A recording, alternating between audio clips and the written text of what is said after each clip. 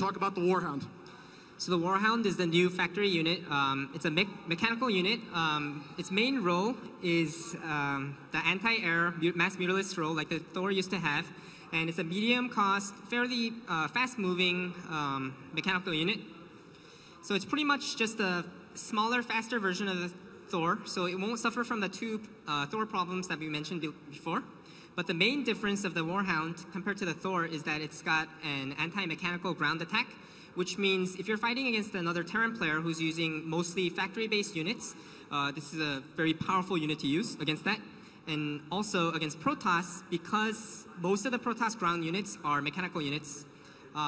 In a straight-up mass situation, I think the only non-mechanical unit Protoss has is the Zealot. So this really allows us to move the Thor up into a different role. And the role that we chose for the Thor was the Limit 1, super high health, high burst damage, really easy to use, attack move friendly unit. So this really allows us to fulfill the fantasy of the Uber unit that the Mothership really couldn't fulfill back in Wings of Liberty. The Mothership had a lot of problems. It was slow moving. It was always the first target to kill because of the cloak ability. And it had a bunch of powerful spells, so if you didn't use those spells, the Mothership was not as powerful as it could be. So we're hoping that this new Thor really caters to that group of players that really want that Uber sort of unit. Yeah. And I'd just like to point out that this unit is definitely under construction. And in our internal playtests, this unit felt pretty strong, especially against Terran and Protoss, and against Mutalisks as well.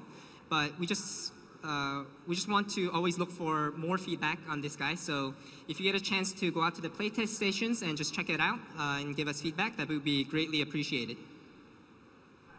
So in this first video, you'll see the Hellions and Warhounds going up against the more traditional Marine tank army. So the Marines and tanks are spread out pretty well. So the Hellions will go into the new battle mode, which would allow them to withstand the siege tank fire a lot easier, while the Warhounds are picking off the siege tanks using focus fire. They actually have 7 range, so they're pretty good at picking off siege tanks like this.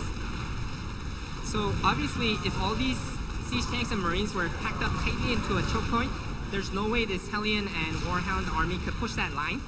But that's exactly what we wanted to go for. We wanted the more traditional Marine and siege tank army to be stronger at tighter chokes with heavily defended chokes, whereas the Hellions and Warhounds have the mobility advantage to fight against that in a different way.